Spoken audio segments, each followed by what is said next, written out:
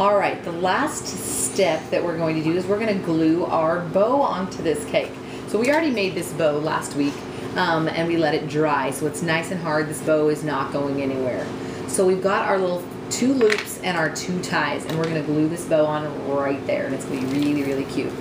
All right, and as with anything that you want to do on a cake, you want to make sure that it's very, very clean looking. You don't want frosting smeared everywhere. You want it to be really, really clean. So what we're going to do is we're going to put frosting right behind it. If you're putting a black bow, or a red bow or some color, you may want to color your royal icing to match the bow or to match the cake, one of the two. Since our bow is white, we're going to use white royal icing. And royal icing is absolutely the only thing you can use when you're gluing a bow together, because it's like culinary glue. It dries rock hard, and it's amazing for gluing things together. So we're going to take our 2 little loops, and the white will be easy to hide. So we want to put a little bit right here on the end, and maybe a little bit right here, because that's where it's going to touch. Because you don't want to put it all over everywhere, because it's not going to touch everywhere. So we're going to glue this one on. And it's going to rest. This is nice because it's going to rest on this one below it. It's a little bit puffy and a little bit heavy, so it's hanging out a little bit far, so you might have to hold it just for a minute to get it to stay there.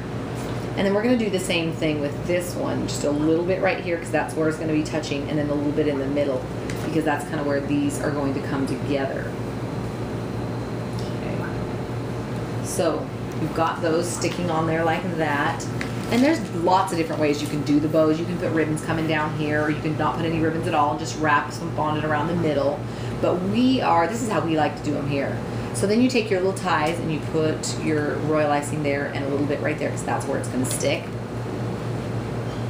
And you want to put that in right there.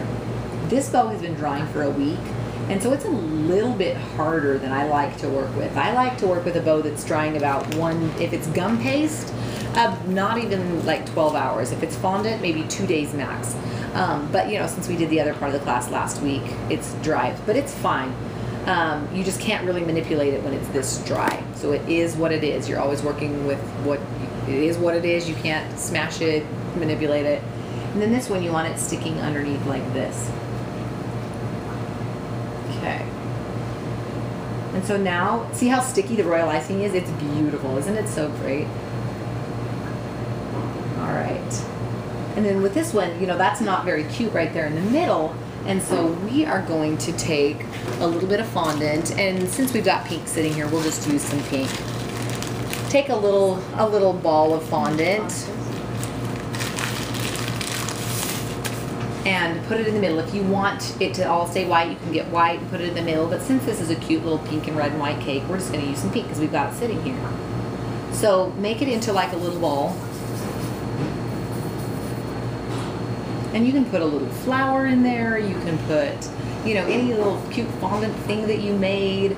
Or we often put like jewels in the middle of our bows. And that is one of the only inedible things that we really even are okay with putting on a cake, is some acrylic bling. Because real bling is going to be really, really pricey or not the cutest thing in the world.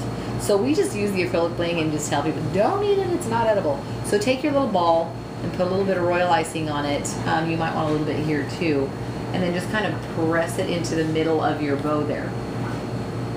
So to create like a little center, and kind of, so it'll press around anything that's hard and kind of make you a little flat surface there, so it looks like you've got a middle of a bow. You know, if you wanted to leave it like that, you could. If you wanted it bigger, you could make it bigger, smaller. You can, that's the beauty of cake making. You can make whatever you want. You take a bucket of white fondant or gum paste and some food coloring and a few tools and literally make whatever you want.